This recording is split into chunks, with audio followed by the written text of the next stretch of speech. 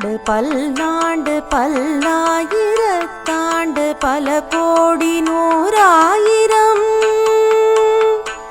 மல்லாண்டு தின்தோள் மணிவண்ணாவுன் சேவடி செவ்வி திருக்காப்பு உன் சேவடி செவ்வி திருக்காப்பு.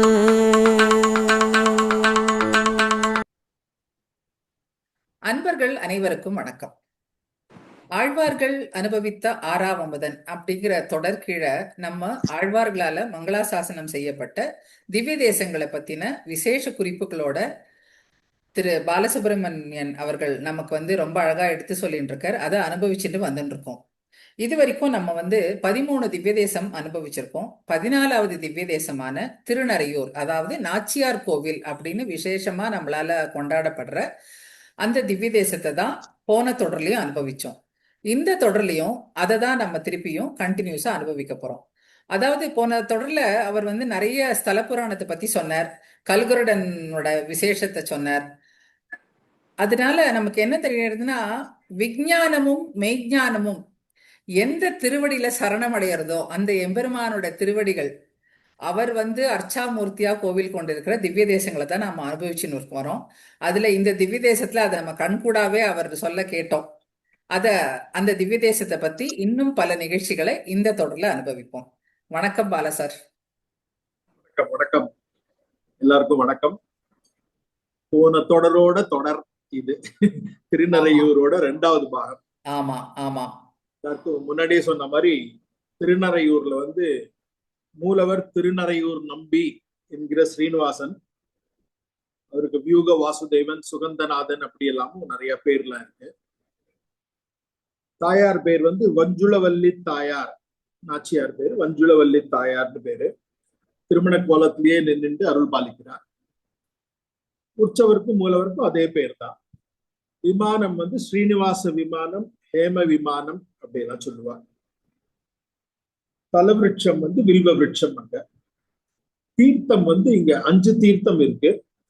மணிமுத்தாறு புஷ்கரணி, அந்த சோழன் தெய்வ வாழ் அவனுக்கு கிடைச்சதுன்னு சொன்னேனே, அதுதான் மணிமுத்தாறு புஷ்கரணி. அதுக்கப்புறம் சங்கர்ஷண தீர்த்தம் அப்படின்னு ஒண்ணு இருக்கு, பிரம்மானோட தோஷம் விலகிட்டு அங்கதான். பிரத்யும்ன தீர்த்தம் அப்படின்னு இருக்கு, பானுதத்தன் அப்படிங்கிற அந்த அரக்கனோட சாபம் அங்கதான் தீர்ந்தது. அனிருத்த தீர்த்தம் அப்படின்னு இருக்கு, அவரோட அந்த 5 கோலத்தினோட தீர்த்தம் தான். அனிருத்த தீர்த்தம்ங்கிறது இந்திரனோட சாபம் அகன்றது. சாம்ப தீர்த்தம் அப்படிங்கிறது சப்த ரிஷிகள் தவம் செய்து பெருமை பெற்றது. இதுல நாம அந்த ரிஷியை பத்தி சொல்லிட்டோம் இல்லையா, ரிஷிக்கு பொண்ணா பிறந்தான்னு சொல்லிட்டு. அந்த ரிஷியே அவர் இந்த மணிமுத்தாறு நதியில ஸ்நானம் பண்ணும்போது அவருக்கு ஒரு சிலை கிடைச்சுதான். சக்கரத்தாழ்வார் ஒரு பக்கம், சக்கரத்தாழ்வார் பின்னாடி நரசிம்மர் எப்படி இருப்பார் இல்லையா, அது போல கிடைச்சுதான்.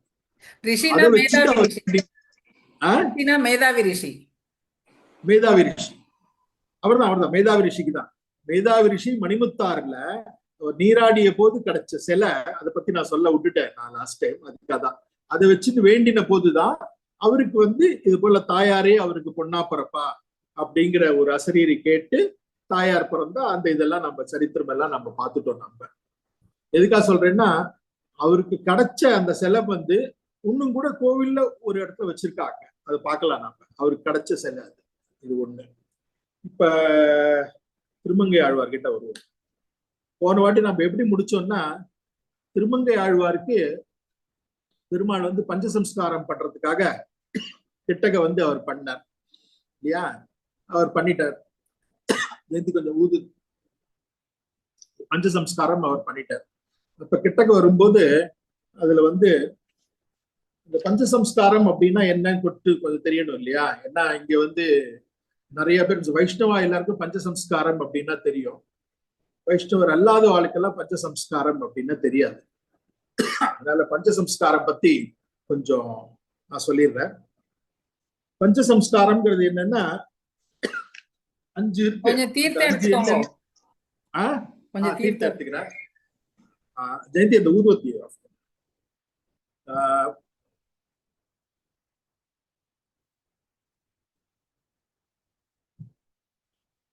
பஞ்சசம்ஸ்காரம்ல வந்து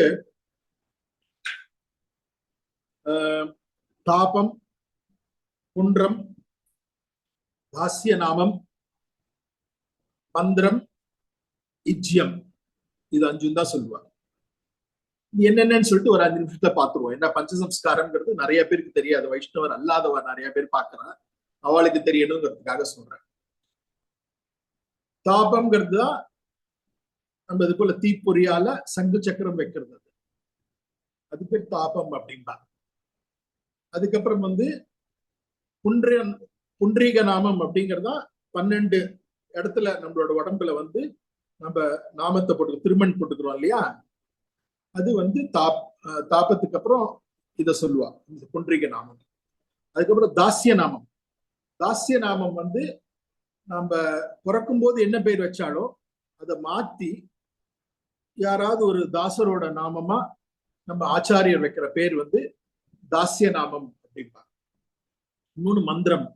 மந்திரம் வந்து ஆச்சாரியார் நமக்கு திருமந்திரம் உபதேசிப்பார், அது மந்திரம். இன்னொன்னு நம்ம கடைசியா திருவாராதனை பண்றோம் இல்லையா, இந்த திருவாராதனை பண்றது அதையும் நமக்கு கத்துக் கொடுப்பா, எப்படி திருவாராதனை பண்றதுன்னு சொல்லிட்டு. இந்த 5 தான் முக்கியமான விஷயம். நமக்கு ஒரு வைஷ்ணவரா பிறந்த வாழ்க்கை வைஷ்ணவரா ஆகிறதுக்கான தகுதி வந்து இந்த 5 தான். இதுல நம்ம ஒண்ணு கேட்டிருக்கோம், நம்ம 5லே நம்ம இந்த ராமாயணம் பார்க்கும்போது 5லே 1 பெற்றான், 5லே 1 தாவி, 5லே 1 ஆறாக, 5லே 1 பெற்று அணங்கை கண்டான், 5லே 1 வைத்தான் அப்படின்னு நம்ம கேட்டிருக்கோம். அது நமக்கே தெரியும், எல்லாருக்குமே தெரியுது. 5லே 1 பெற்றாங்கிறது யாரு? வாயு பகவான் பெற்ற ஹனுமான். அவர் என்ன பண்ணார்? 5லே 1 தாவி, ஒரு கடலை தாவினார் இல்லையா, நீர், அந்த பஞ்சபூதத்துல ஒன்றான நீரை தாண்டினார். 5லே 1 ஆறாக எந்த வழியா போனார்? ஆகாயம் வழியா போனார், ஆகாச மார்க்கமா போனார். 5லே 1 பெற்று அணங்கை கண்டான். சீதாதேவி, சீதாதேவி யாரு? பூமாதேவி தானே. சோ இந்த பூமியிலேருந்து தானே எடுத்தா, அதனாலதான் அந்த ஊர் பேர் தர்பங்கா டிஸ்ட்ரிக்ட் அப்படின்பா, சீதான்னு பேர் வச்சது. 5லே 1 பெற்று அணங்கை கண்டான், 5லே 1 வைத்தான். 5லே 1 எதை வைத்தான்? தீயை வச்சுட்டு வந்தார் அவர் இலங்கையில, சொல்றாரு இல்லையா. இது வந்து இந்த பஞ்சசம்ஸ்காரமும் வந்து இதுதான் சொல்றது அப்படின்னு ஆச்சாரியர்கள் எல்லாம் சொல்றாங்க. அது எப்படின்னு பார்க்கலாம், ரொம்ப இன்ட்ரெஸ்டிங்கான விஷயம் அது. இப்ப நீங்க வந்து சீதா பிராட்டி இருக்கா இல்லையா, சீதா பிராட்டி வந்து அசோகவனத்துல அந்த கடல் சூழ்ந்த இடத்துல இருந்தா. இது வேற ஒண்ணும் இல்ல, சீதா பிராட்டிங்கிறது இந்த ஜீவாத்மா. ஜீவாத்மா வந்து இந்த சம்சார கடலுக்கு நடுவுல அது மாட்டின்ட்டு அது முழிச்சுட்டு இருக்கு. அதை காப்பாத்துறதுக்காக என்ன பண்ணும்? ராமரே வந்தாரா? இல்ல, ராமர் வந்து ஆஞ்சநேயர் அனுப்பிச்சார். ஆஞ்சநேயர் வந்து ஆச்சாரியன் மாதிரி. இந்த பக்கம் வந்து ராவணன் இருந்தா இல்லையா, ராவணன் 10 தலையோட இருந்தான். இந்த 10 தலை என்ன? 5 கர்மேந்திரியம், 5 ஞானேந்திரியம், ஒரு மனசு, இதெல்லாம் சேர்த்துதான் அந்த 10 தலை இந்திரியங்கள். அவனுக்கு வந்து 3 குணங்கள் இருந்தது இல்லையா, 3 குணங்கள் தான் அவன். கரெக்ட். அதுல வந்து அந்த முதல்து வந்து யாரு? நம்ம விபீஷணன். விபீஷணன் தான் அவன் போன்னு சொல்லிட்டான், சாத்வீக குணத்தை தான் அவன் வேண்டான்னு சொல்லிட்டு தான் அவனை தள்ளிட்டான். ரஜஸ் வந்து கோபமா இருக்கிறது, அது சூர்பனகை, அவன் கூடவே இருந்தான். தமஸ் வந்து சோம்பேறித்தனமா இருக்கிறது அப்படின்பா இல்லையா, அது வந்து கும்பகர்ணன். இவ 3 பேர் இருந்தா. இவ எல்லாம் பண்ணும்போது அந்த ஆச்சாரியன் கொடுத்தா இல்லையா, அதுல வந்து ஹனுமார் வந்து சீதைக்கு வந்து அவர் மோதிரத்தை கொடுத்தார். ஆச்சாரியன் நமக்கு தீப்பொறியால நமக்கு அந்த சங்கு சக்கரத்தை வைக்கிறார். சோ இந்த 5 நிலைகளை பாருங்க. ஆச்சாரியன் வந்து தீப்பொறியால அதை வைக்கிறார். அதுக்கப்புறம் வந்து புன்றீக நாமம், அது எப்படி போறது? ஆகாய மார்க்கமா மேல் நோக்கி போறது, அது ஆகாசமா போறது. தாசிய நாமம் வச்சா என்ன பண்ணும்? அடியேன் தாசன் அப்படின்னு சொல்லிட்டு நம்ம பூமியில விழுந்து நாம வந்து நமஸ்கரிக்கணும் இல்லையா, எல்லாரும் சேவிக்கணும். அது தாசிய நாமம். அதுக்கப்புறம் வந்து மந்திரம்ங்கிறது என்னது? அது இந்த ஏர் வைப்ரேஷன், ஒலி இல்லையா, காற்று. சோ அந்த காற்றுல வந்து நமக்கு அந்த மந்திரம் சொல்றார். அதுக்கப்புறம் கடைசியில நம்ம திருவாராதனை பண்றோம். திருவாராதனைங்கிறது வந்து நீர் வச்சுட்டு தான் பண்றோம். சோ இந்த பஞ்ச சம்ஸ்காரம் வந்து இந்த 5 எலிமெண்ட்ஸ் இருக்கு இல்லையா, அந்த 5 எலிமெண்ட்ஸை சேர்ந்து பண்ணதுதான் இது அப்படின்னு சொல்லிட்டு ஆச்சாரியர்கள்லாம் சொல்லியிருக்கா. இந்த ஒரு இதை சொல்லணும்ட்டு ஆசைப்பட்டேன். அதான், வேற ஒன்றும் இல்லை. இதுல வந்து அதான். இதுக்கப்புறம் வந்து இப்ப நம்ம இவர்கிட்ட வருவோம். இவர் ஏன் இது போல இந்த 100 பாசுரத்துக்கு மேல 2 இடத்துல தான் சொல்லியிருக்காராம். ஒண்ணு திருநறையூர்ல சொல்லியிருக்காரு திருமங்கை ஆழ்வார், இன்னொன்னு திருக்கண்டபுரம்ல சொல்லியிருக்காரு. 2 இடத்துல தான் 100 பாசுரத்துக்கு மேல சொல்லியிருக்காரு. இது ரொம்ப முக்கியமான விசேஷமான இடம். இன்னொன்னு, பெருமாளே ஆழ்வாருக்கு இத போல பொறிச்ச இடம், சங்கு சக்கரம் பொறிச்ச இடம் 108 திவ்ய தேசத்தையும் இது ஒரே திவ்ய தேசம் தான் இதை போல பண்ணியிருக்காரு பெருமாள். வேற யாருக்கும் வேற எந்த திவ்ய தேசத்தையும் பெருமாள் பண்ணதே கிடையாது. அந்த பெருமையும் இருக்கு. சோ அதனால 110 பாசுரம் இந்த இடத்துல பாடியிருக்காரு இவர்.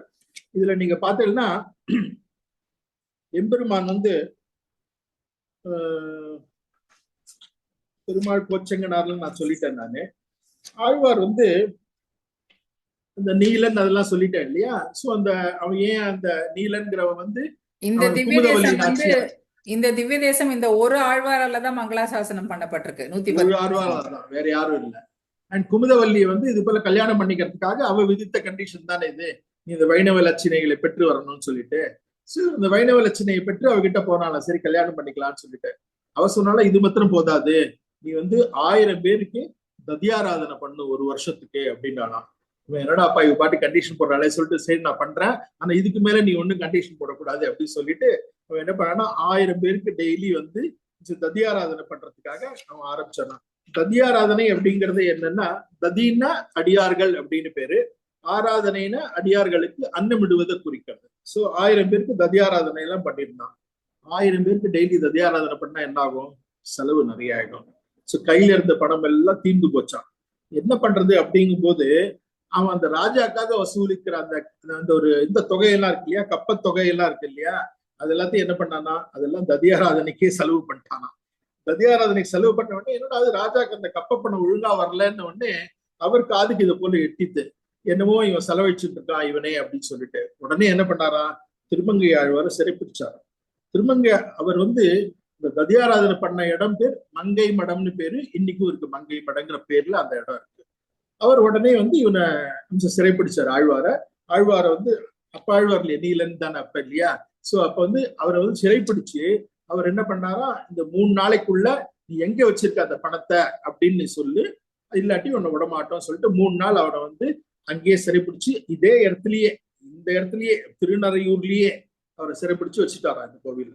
உடனே ஆழ்வார் வந்து அவரை வேண்டினார். அவர் வேண்டின உடனே என்ன பண்றதுன்னு தெரியாம அப்ப வந்து பெருமாள் வந்து கனவுல சொன்னாராம், அவள்கிட்ட சொல்லு, காஞ்சிபுரம் வேகவதி ஆறு இருக்கு இல்லையா, அந்த வேகவதி ஆறுனோட கரையில வந்து ஒரு பெரிய புதையல் இருக்கு, அந்த புதையலை கொடுத்து நான் அவங்களோட கடனை தீர்த்துக்கிறேன் அப்படின்னு சொல்லிட்டு 4வது நாள் அந்த சேவகெல்லாம் வந்த உடனே படைத்தளபதியோட போய் அந்த வேகவதி ஆறுக்கு போன உடனே அவன் சரின்னு சொல்லிட்டு அந்த இடத்துக்கு போயிட்டு அங்க ஒரு பெரிய புதையல் இருந்துதா, அதை வச்சு ராஜாக்கு வேண்டிய அந்த பணத்தை கொடுத்தாச்சு. சோ அந்த பிரச்சனையை அவர் தீர்த்துட்டாரு இது போல.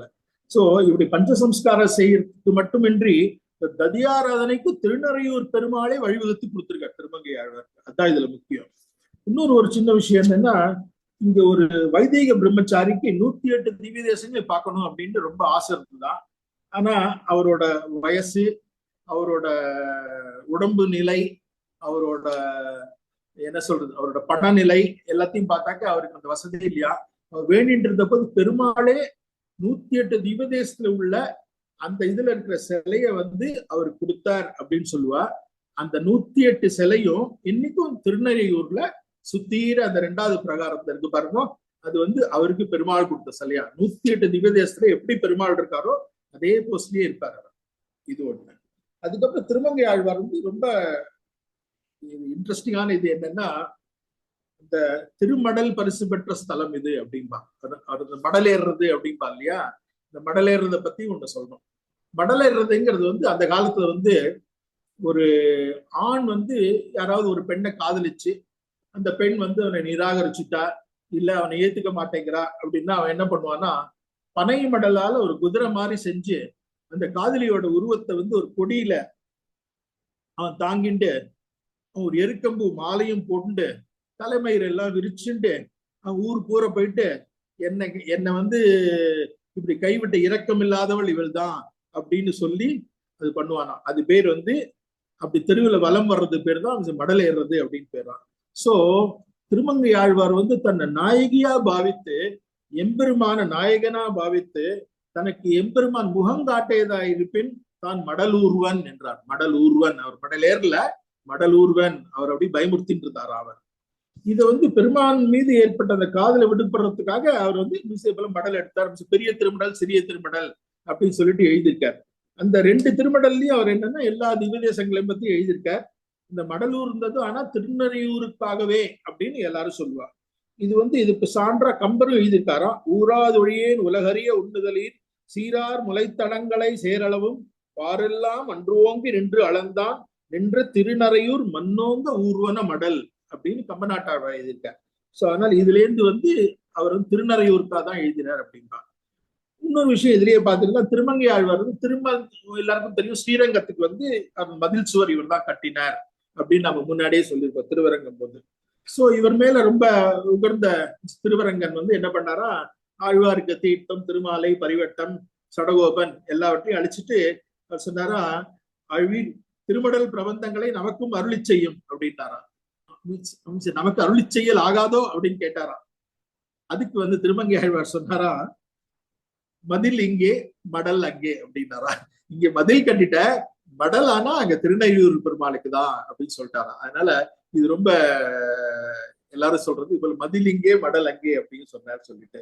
இது பிள்ளை திருநறையூர் அறையரும் அவர் பெரிய திருமடலுக்கான தனியன்ல இது போல பொன்னுலகில் வானவரும் பூமகளும் போற்றி செய்யும் நன்னுதலையில் நம்பி நறையூரார் மண்ணுலகில் எண்ணிலைமை கண்டும் இறங்காரேயாமாகி மண்ணு மடலூர்வன வந்து அப்படின்னு எழுதிட்டு. அதனால திருநறையூருக்காகத்தான் அவர் மடல் எழுதினார் அப்படிங்கிற மாதிரி இது ஒரு இதுவா இருந்து.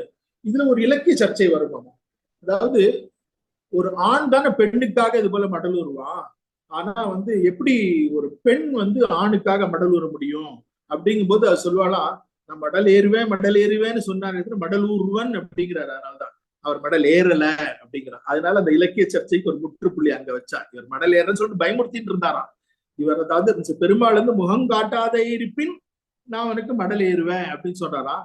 அதுக்காக இவாளும் சொல்லுவாளாம், இது போல இல்ல, இது போல பெண்களும் வந்து இது போல ஆணுக்காக மடல் ஏறின சரித்திரம் எல்லாம் இருக்கு. எம்பெருமானுக்காக அவர் கண்ணனாக அவதரித்த காலத்துல அவனோட கொடக்கூத்தில் அகப்பட்டு கொண்ட ஆய்ச்சி ஒருத்தி வந்து அவன் அனுபவிக்க முடியாமல் வருந்தி அவன் மடல் ஏறினாளா. அது போல எம்பெருமான் மேல காதல் மயக்கொண்ட வடநாட்டி கன்னிகையான வேகவதி, அவ உலாபிகை, இந்த 2 பெண்களும் வந்து இந்த வரலாற்றையும் பார்த்தேன்னா அதை பத்தி எல்லாம் பெரிய திருமடல்ல அவர் எழுதியிருக்கார். அவர் இதெல்லாம் காட்டியிருக்கார். அதனால தமிழின் பாலும் திருமங்கையின் பாலும் ஆறாப்பற்று கொண்ட 6ஆம் எம்பெருமான் இவருக்கு முகங்காட்டி வார்த்தை ஆடினதால இவர் மடல் ஏறாது விட்டார். மடல் எழுதினார் ஆனா மடல் ஏறாது விட்டார் அப்படிப்பா. எப்படி அப்படின்னா என்ன, பஞ்சசம்ஸ்காரம் பண்ணார் இல்லையா, பஞ்சசம்ஸ்காரம் பண்ண போது அவர் முகம் காட்டிட்டார் இல்லையா, அதனால முகம் காட்டினார். இன்னொன்னு வந்து அதே போல வயலாளி மணவாளன் வந்து திருமந்திர உபதேசம் செய்தார் இல்லையா, அதனால வார்த்தையாடியதாக அங்க ஆறுது.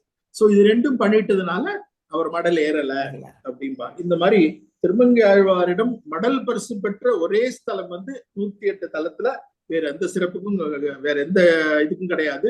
இந்த ஒரு ஸ்தலத்துக்கு தான் இந்த சிறப்பு. இதுல வந்து நம்பின்பா இந்த பெருமாளை, அதாவது திருநறையூர் நம்பிமன், நம்பின்ற குணபூர்ணன் அப்படின்னு அர்த்தம், குருன்னு அர்த்தம். சோ இவர் இது போல அந்த வைணவ லட்சணை போட்டார் இல்லையா, அதனால பண்ணுவாளாம். இதே போல நம்பிங்கிறது வந்து நம்ம மதுரகவி ஆழ்வார் வந்து நம்மாழ்வாரை வந்து நன்னித்தன் குருகூர் நம்பி என்றக்கால் அன்னிக்கே அமுதூரும் என் நாவுக்கேன்னு சொல்லிட்டு ஆழ்வாருக்கும் நம்மாழ்வாருக்காக அவர் கொஞ்சம் திருகூர் நம்பின்னு சொல்லிட்டு. சோ இதை போல எல்லாம் இருக்கு. இன்னொன்னு பாத்தீங்கன்னா, இந்த இடத்துல சொன்ன மாதிரி இந்த திருமண கோலத்துல இருப்பார் பெருமாள், நாள்தோறும் பிரம்மா அங்க பூஜிக்கிறார் அப்படிங்கிற அர்த்தம். பிரம்மா அங்கேயே உள்ளே இருக்கார், மூலவர் பக்கத்திலேயே நான் சொன்ன மாதிரி. இன்னொன்னு திருமங்கை ஆழ்வாருக்கு வந்து திருக்குடந்தை 6ஆம் திருவரங்கத்து அரங்கன், நறையூர் நம்பி, இவா 3 பேருமே இந்த தத்துவத்திரயம் போல வாங்கலாம். அதாவது என்னன்னா ஜீவாத்மா, பரகிருதி, உடல் போன்றவர்களாம். திருமங்கை ஆழ்வாருக்கு திருக்குடந்தையான சேவிக்கும் போது அவர் ஆவியே அமுதே என நினைந்துருகி அப்படின்னு சொல்லிட்டு அவர் பாசுரம் எழுதிட்டார். அதனால அவர் வந்து ஜீவன் வந்து திருக்குடந்தையான் அப்படின்னு தலை கட்டியிருக்காரு அப்படின்னு நம்ம தெரிஞ்சுக்கலாம். அதே போல திருவரங்க பெருமான் வந்து மோட்சம் வேணும் அப்படின்னு அவர்கிட்ட தான் கேட்டார் அவர். அதனால பரக்கிருதியா அவரை வேண்டின்றார். அப்பதான் வந்து ஸ்ரீரங்க பெருமான் சொன்னார், உனக்கு மோட்சம் வேண்டுமானால் நீ நமது தெற்கு வீட்டுக்கு போ அப்படின்னு சொல்லிட்டு அவர் அனுப்பிச்சார், அவர் ஸ்ரீரங்க பெருமான். இது போல அதனால அவர் பரக்கிருதியாரர். இந்த பக்கம் திருநறையூரான் வந்து குமுதவல்லி தாயாரை காட்டி கொடுத்தமையாலும் அவரது திருமேனியில பஞ்சசம்ஸ்காரம் செய்தவனாலும் அவர் வந்து உடல் விளக்கம் செய்தீங்கன்னா இவர் உடல் ஆகிறார். ஸோ இந்த 3 பெருமானும் எப்படி ஜீவாத்மா, பரக்கிருதி அண்ட் செய்த போல உடல் அப்படிங்கிற எல்லாம் இதுல நமக்கு வருது இந்த 3 கோவிலும். எல்லாருக்கும் தெரியும் சடகோபன் நம்மாழ்வார் வந்து நாயிகா பாவத்தை பற்றி ஸ்ரீ தொலைவெள்ளி மங்கலம் பெருமான் இருக்கார் இல்லையா, அவரை தான் நாயகனா எழுதினாரா. பரகாலன் சுவாமி நாயிகா பாவத்தோட திருவாலி எம்பெருமானை அனுபவிச்சிருக்கார். ராமானுஜர் திரு நாராயணபுரத்து எம்பெருமானை என் செல்லப்பிள்ளையே அப்படின்னு அனுபவிச்சிருக்கார். அவர் பெரியாழ்வார் தன்னை தாயாகவும் கண்ணனை குழந்தையாகவும் அவர் தாய்ப்பாவம் காட்டினாரா. ஆனா இது எல்லாத்துக்கும் விஞ்சினது வந்து திருமங்கை ஆழ்வார் திருநறையூர் பெருமான் மேல அவர் மடல் விடுத்ததுதான் அப்படின்னு சொல்லுவா. இது அதை பத்தி பாடின போது ஒரு இடத்துல ஆரமும் நீன்முடியும் துண்ணு வெயில் விரித்த சூழா மணியிமைப்ப மண்ணு மரகத குன்றின் மருங்கே அப்படின்னு பெரிய திருமணல் எழுதியிருக்கார். அதை எழுதி மின்னும் மரகத குன்றுன்னு பெருமாளை சொல்லிட்டு வர்ணித்துட்டே இருக்கும்போது பக்கத்துல பிராட்டி இருக்கிறத அவர் பார்த்துட்டாராம். உடனே சொன்னாலாம், இந்நில வஞ்சி கொடியொன்று நின்றுதான் அன்னமாய் மானாய் அணிமயிலாய் ஆங்கிடையே மின்னாய் இளவை இரண்டாய் இணை செப்பாய் முன்னாய தொண்டாய் கெண்டை குலமிரண்டாய் அப்படின்னு பெரிய திருமணல். அதாவது பிராட்டி பக்கத்துல இருந்து கூட இவ்வளவு பேரழகா பிராட்டி நிக்கிறா, ஆனா நான் வந்து அப்படியே என்னோட மனசு வந்து அவன் மேல மையல் கொண்டு அவன் பக்கம் போயிடுது அப்படின்னு சொல்ற மாதிரி அவர் எழுதியிருக்காரு. அது அந்த ஒரு அவனை விட்டு நீங்காத நினைவு இருக்குங்கிறது வந்து எப்படிங்கிறது வந்து நில ஒளி கூட வேகிறதே அப்படிங்கிற அர்த்தத்துல அவரோட அந்த காதல் மயக்கம் இருந்துதான். அன்ன திருவுருவம் நின்றது அறியாதே என்னுடைய நெஞ்சும் அறிவும் இவனையும் புன்னியலும் மேகலையும் ஆங்கொழிய போந்தேற்கு மண்ணும் மறிகடலும் ஆர்த்து மதியுகத்த இந்நிலாவின் கதிரும் என்றனக்கே வெய்தாகும். நிலாவோட அந்த கதிர் கூட எனக்கு வேகிறது, அவனை விட்டு பிரிஞ்சிருக்கிறது. அந்த அளவுக்கு அவர் வந்து அதாவது பெருமாளை வந்து அனுபவிச்சவர் அப்படிங்கிறவர் வந்து திருமங்கை ஆழ்வார். அவர் தான் இருக்கிறதுக்குள்ள நிறைய திவ்ய தேசமும் போயிருக்காரு ஆழ்வார்ல, நமக்கு தெரியும். இது ஒண்ணு. அதுக்கப்புறம் வந்து நீங்க பாத்தீங்கன்னா சில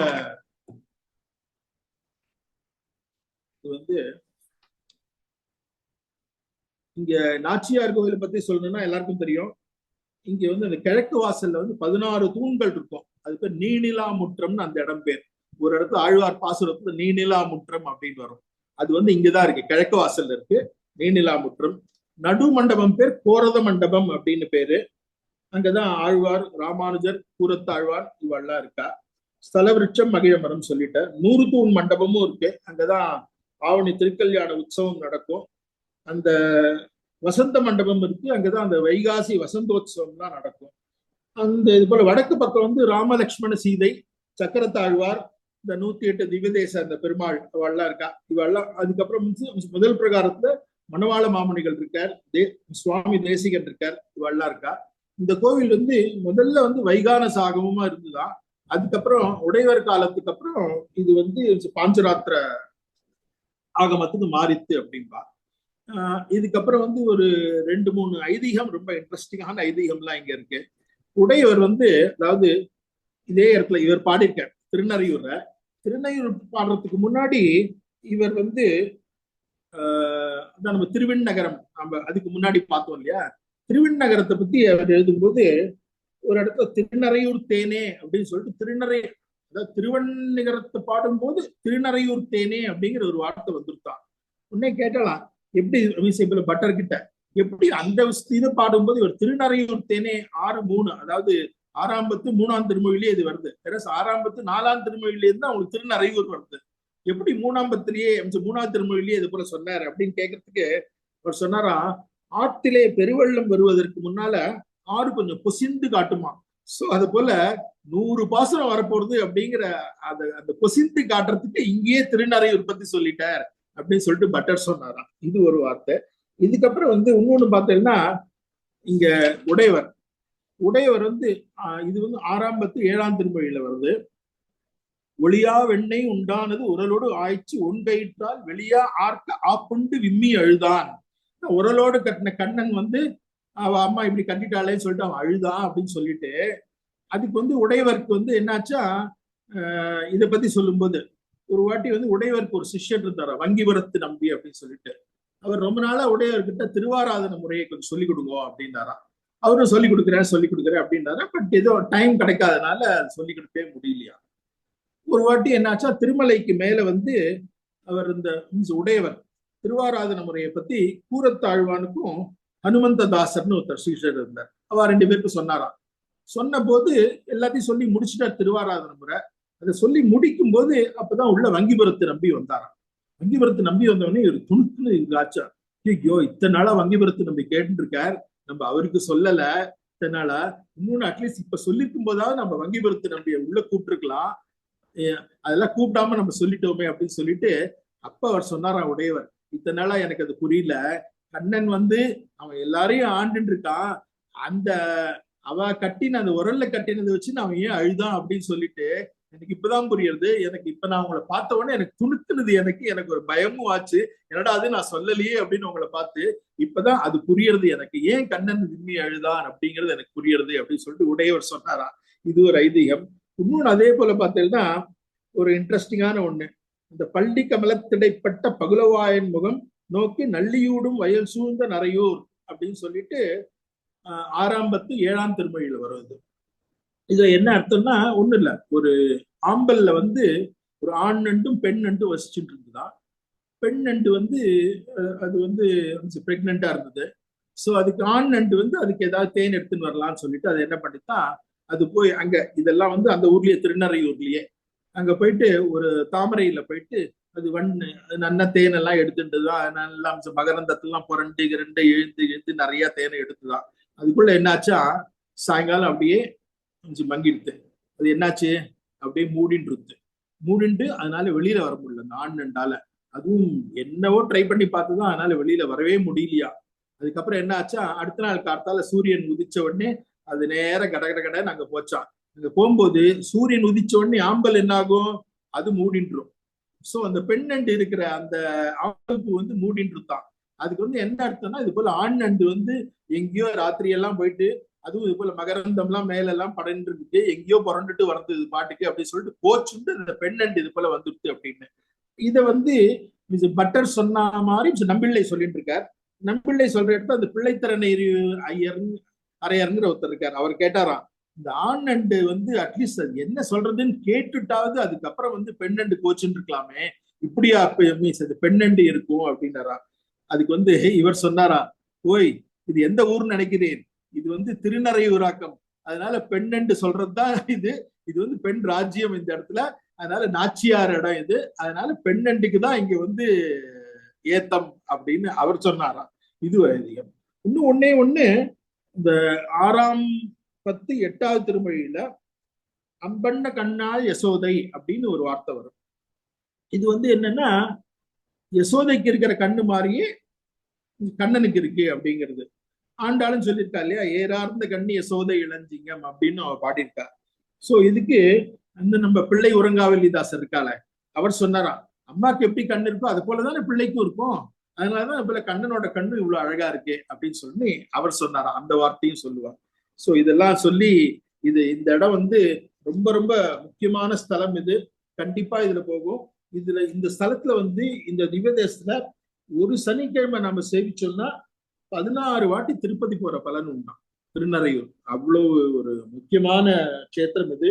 இன்னொரு சின்ன இன்ட்ரெஸ்டிங்கான விஷயம் என்னன்னா, கருணாகர சுவாமி எல்லாருக்கும் தெரியும் இல்லையா, உபன்யாசம் எல்லாம் பண்ணுவார் கருணாகர சுவாமி வந்து 1970களில் அவருக்கு ஒரு பைக் ஆக்சிடென்ட் ஆயிட்டான். பைக் ஆக்சிடென்ட் ஆகி அவருக்கு கண்ணு வந்து ஆல்மோஸ்ட் போற நிலை, கண் பார்வையே இல்லாம இருந்தான்.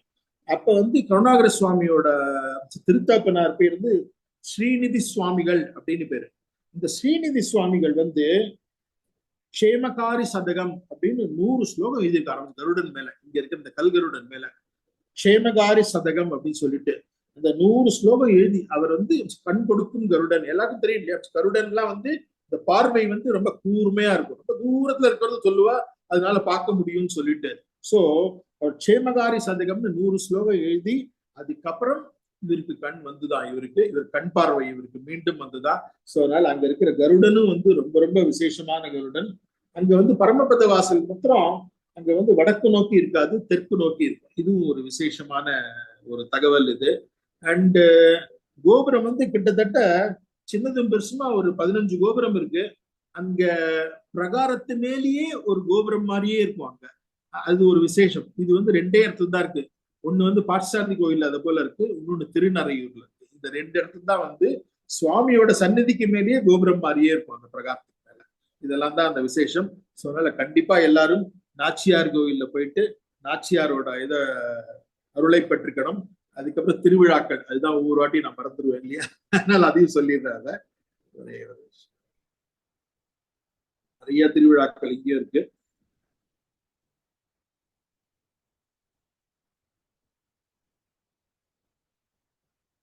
நமக்கு ஒரு 5 minutes இருக்கு. நம்ம வந்து ஏதோ ஆயிட்டு இதுல சொல்வா, பெருமாள் கருட சேவும் போது கருட வாகனத்துல வரும்பொழுது தாயார் வந்து அன்னபக்ஷி வாகனத்துல வருவா அப்படின்னு. ஆமா, ஹம்ச வாகனம். நான் சொல்லிக்கிறேன், தாயார் ஹம்ச வாகனத்துக்கு முன்னாடி போவா, அவர் பின்னாடிதான் வருவார். கருட வாகனத்துல வருவார். பின்னாடிதான் கருட தாயார் தான் இங்க ஏத்தம். இதுல இந்த இடத்துல முக்கியமான 2 உற்சவம் வந்து மார்கழி மாசத்துல பிரம்மோற்சவம் பண்றா, அது ஒரு 10 நாள் நடக்கும். பங்குனி மாசம் பிரம்மோற்சவம், அதுவும் 10 நாள் நடக்கும். இந்த 2 உற்சவம் வந்து ரொம்ப ரொம்ப விசேஷம். சோ அதனால கண்டிப்பா இந்த சமயத்துல எல்லாரும் அந்த கோவிலுக்கு போயிட்டு சுவாமியோட அருளுக்கு பாக்கியம் பெறணும் அப்படின்னு வேண்டிக்கிறேன், அமைகிறேன். ரொம்ப அருமையா சொன்னேன். இந்த திவ்ய தேசத்துல வந்து எனக்கு வந்து ஒண்ணுன்னா ஸ்தல புராணம், அப்புறம் பெருமாள் தாயாரோட அதெல்லாம் மட்டும் இல்லாம ஆழ்வாருக்கும் பெருமாளுக்கும் வந்து, ஏன்னா பெருமாள் பஞ்சசம்ஸ்காரம் பண்ணி வச்சாருன்னா அவர் ஆச்சாரியனோட ஸ்தானத்துல இருக்கார். அப்போ ஆச்சாரிய சிஷ்ய பாவம் எப்படி இருந்தது, அந்த பெருமாள் புருஷோத்தமன்கிறத வந்து அவ எப்படி வந்து நாயிகா பாவத்துல ஆழ்வார் பாடி அனுபவிச்சாருங்கிறதெல்லாம் சொல்லும் பொழுது கேட்கறதுக்கே ரொம்ப சுகமா இருந்தது. இந்த அனுபவத்தோட அந்த பெருமாளை போய் சேவிக்கும் போது நம்மளும் அவருக்கு வந்து ஆச்சாரியனை வச்சுட்டு அவர் வந்து அவருடைய பெருமாளுடைய திருவடிகள்லையும் தாயாரோட திருவடிகள்லையும் நம்ம வந்து கைங்கரியம் பண்ணிட்டு இந்த திவ்ய தேசத்தை போய் எல்லாரும் அனுபவிச்சு சேவிக்கணும் இந்த விசேஷமான செய்தி குறிப்புகளோட அப்படின்னு சொல்லிட்டு நம்ம அடுத்த திவ்ய தேசம் வந்து திருச்சேரை இல்லையா? திருச்சேரை எங்க ஊரு தெரியும். அதனால அடுத்த திவ்ய தேசம் ரொம்ப சுகமா அனுபவிப்போம். அது வரைக்கும் நேயர்களிடமிருந்து விடை பெற்றுக்கிறோம். வணக்கம்.